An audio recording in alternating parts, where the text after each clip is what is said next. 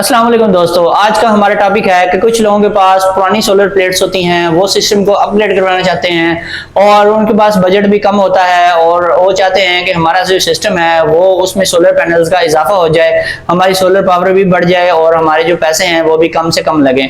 तो अक्सर लोग क्या करते हैं, जो पुराने सोलर पैनल्स होते हैं वो उनको सेल कर देते हैं, औने पौने दामों बेच देते हैं, सस्ते बिकते हैं वो, तो हाफ प्राइस में उनको बेच के सारे पैनल्स एक ही जैसे नए वाले ले लेते हैं। तो अगर आपके पास बजट ज्यादा है तो ये एक बहुत अच्छा ऑप्शन है, आपको हमेशा ऐसा ही करना चाहिए। लेकिन अगर आपके पास बजट कम है और आप चाहते हैं कि जो पुराने सोलर पैनल्स हैं वो भी आपके साथ यूटिलाइज हो जाएं और नए भी चल जाएं, तो फिर आपको क्या करना पड़ेगा? क्या ऐसा पॉसिबल है कि अगर आप पुराने सोलर पैनल्स की स्ट्रिंग्स भी लगा दें और नए की भी लगा दें तो क्या आपका सिस्टम सही तरीके से चलेगा या नहीं चलेगा? जब भी आप दो स्ट्रिंग्स बनाते हैं तो आपने ये चीज देखनी होती है कि दोनों स्ट्रिंग्स के वोल्टेज इक्वल हों। जैसा कि पिछली वीडियोस में भी मैं आपको बता चुका हूं, वोल्टेज इक्वल करना इंतहाई जरूरी चीज है, जबकि एम्पेयर्स इक्वल करना कोई जरूरी चीज नहीं है। अगर आपके पास पुराने सोलर पैनल्स हैं जो कि 5 से 6 एम्पेयर आपको मैक्सिमम प्रोवाइड करते हैं, तो आप उनकी एक अलग से स्ट्रिंग बना लें और जो आप नए पैनल लगा रहे हैं 550 वाट के या 580 वाट के,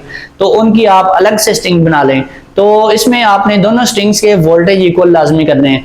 इसमें अगर 10-20 वोल्ट का ऊपर नीचे कोई डिफरेंस रह भी जाता है तो उससे कोई खास फर्क नहीं पड़ता।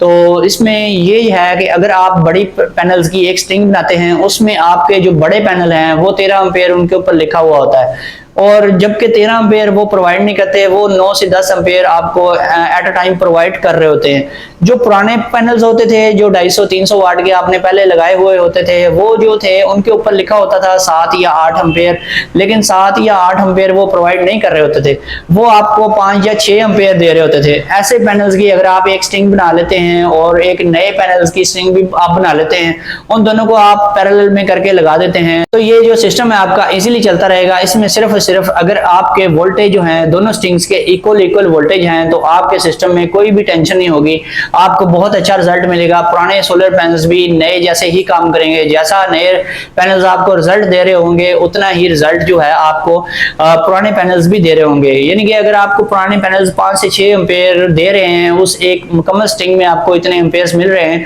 और नए पैनल्स जो हैं आपको 9 से 10 एम्पेयर की वो स्ट्रिंग जो है आपको प्रोवाइड कर रही है, तो आपका सिस्टम इजीली चलता रहेगा। दोनों स्ट्रिंग्स के ऊपर लोड जो है वो बैलेंस होकर चलेगा और आपको पुराने सोलर पैनल्स जो हैं वो चेंज करने की जरूरत नहीं पड़ेगी।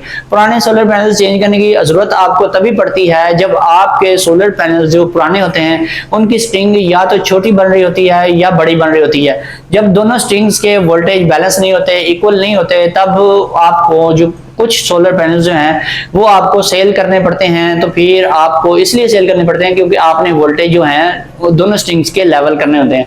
जब आपके वोल्टेज लेवल हो जाते हैं तो उसमें एम्पेयर जो हैं वो इक्वल करने जरूरी नहीं होते। आपका काम इसी तरीके से चल सकता है और आपको ज्यादा इन्वेस्टमेंट नहीं करनी पड़ती, आपको नए सोलर पैनल नहीं परचेज करने पड़ते, आप इन्हीं सोलर पैनल्स के साथ बहुत अच्छा रिजल्ट भी ले सकते हैं।